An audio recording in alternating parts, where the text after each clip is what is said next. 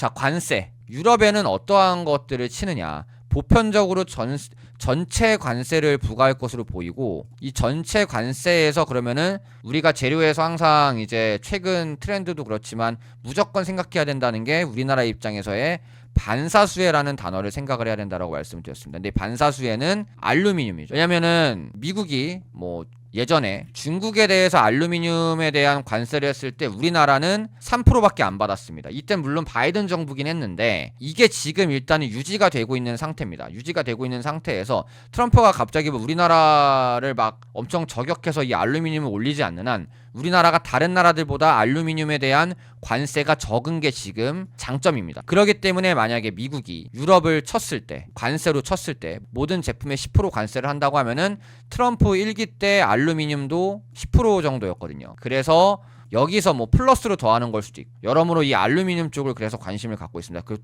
또한 어떠한 재료가 있냐면은 유럽에서 이제 지난달에 다음 달 신규 제재로 알루미늄 수입을 금지를 한다라는 말이 있었습니다. 그러니까 러시아에 대한 수출 제재입니다. 그래서 러시아로부터 이제 나오는 이 알루미늄을 유럽의 국가들이 수입을 하지 않겠다라는 것을 추진을 한다고 했고, 오늘 밤 사이에 이게 진행이 되었습니다. 제안이 올라갔고, 이게 언제 통과를 목표로 삼고 있냐면은 지난달 뉴스를 보면은 전쟁 3주년이고 실제로 2월 말, 그리고 우크라이나를 이제 러시아가 친 날짜가 2월 24일입니다. 2월 말이죠. 그래서 2월 말 목표로 해서 만장일치로 이거를 합의를 하려는 부분. 이게 지금 유럽연합이 러시아에 대한 알루미늄 제재입니다. 그러므로 지금 알루미늄은 두 가지 재료가 있는 거죠. 미국이 유럽에 대한 관세를 부과를 시켰을 때 우리나라의 반사수혜, 재료에서 중요한 단어인 반사수혜는 아무래도 알루미늄일 가능성이 있다. 그 이유는 우리나라가 현재 미국에 대한 관세가 적기 때문, 3% 이내이기 때문. 0% 받은 회사도 있죠. 어저께 0% 받은 회사가 움직였고, 그리고 또 하나는 유럽이 러시아를 제재함에 있어서 이번 달 알루미늄 제재를 법안으로 상정을 했고, 이게 이번 달 말로 통과를 목표로 하고 있다. 그러면 이거에 대한 이슈가 또 나오겠죠. 그래서 알루미늄은 두 가지 재료가 있다라고 생각이 들고, 마침 이 알루미늄은 종목들이 다 밑에 있습니다. 밑에 있다는 거는 뭐 만약에 별 반응 안 나오면은 2월 말까지 해서 뭐 별 반응 안 나오면 잘라버리면 된다는 거예요. 막 지수가 급락해가지고 이렇게 떨어지면 당연히 중간에 쳐내야 되는데, 뭐 지수 그냥 뭐 예를 들어서 무난하게 가고 알루미늄이 그냥 바닥에서 왔다 갔다 하는데 만약에 재료가 나오면은 감사히 우리가 익절하면 되는 거고, 재료가 안 나오면은 그냥 뭐 잘라버려도 상관없는 자리거든요. 그렇기 때문에 부담이 없는 자리이기 때문에 알루미늄이 이러한 재료들을 바탕으로 한번 알루미늄 종목들 차트를 볼 필요가 있고, 이 차트에서 종목을 어떻게 선택을 합니까? 라는 질문을 하신다면은 제가 어제 올려드린 그 글을 보시면은 그 안에 힌트가 있습니다. 종목을 압축할 수 있습니다. 제가 여기에도 종목을 압축해서 넣어놨는데 거기서 더 압축이 될 거예요. 그런 식으로 해서 알루미늄은 이렇게 볼 수 있고요.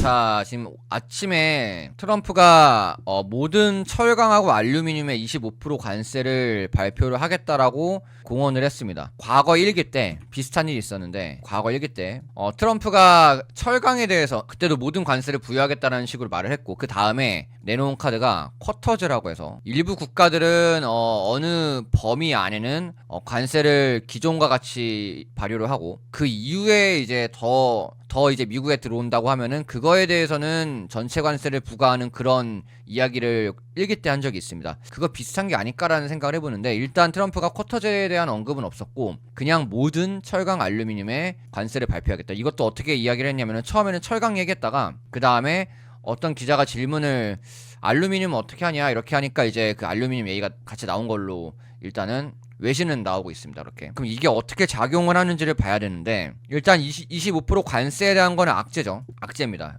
악재인데 여기서 이제 쿼터제 얘기 뭐 이런 게 나오면은 우리나라는 과거 쿼터제 얘기 나와서 철강 알루미늄 종목들이 오른 이력이 있거든요. 그래서 쿼터제라는 얘기가 추후에 트럼프 입에서 나오게 되면은 호주로 바뀌는 거고, 잠시 호재.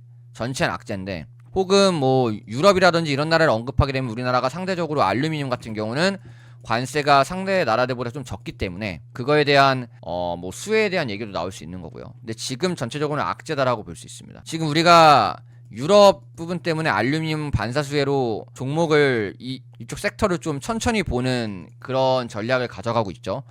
그 전략의 25% 관세 발표가 악재로 영향을 오는지 여부를 한번 봐야 될 것 같습니다. 악재로 오면은 실시간 텔레그램에서 제가 어떻게 이거를 대응할지 말씀을 드릴 건데, 저는 알루미늄 쪽에서 일부는 움직임이 어떻게 나오든 일단은 실제로 알루미늄을 부과하는 혹은 유럽의 관세를 어떻게 부과하는지를 보고 나서 저는 결정을 할 생각입니다. 왜냐면 비중이 막 엄청 크거나 그러지 않기 때문에. 그래서 오히려 만약에 하락을 심하게 하면은 전략을 한번 짜볼 생각이고요. 알루미늄 같은 경우는 상대적으로 관세들이 적은 부분이 있어서 우리나라가 그거에 대한 얘기들도 분명히 이후에 나올 거라고 생각은 하거든요. 그래서 비중이 크다고 하면 리스크 관리를 해야 되는 건데, 비중이 크지 않다라고 하면은 부담이 되지 않는 한 한번 추후에 후속 뉴스를 기다려보는 것도 전 나쁘지 않다라고 생각을 합니다.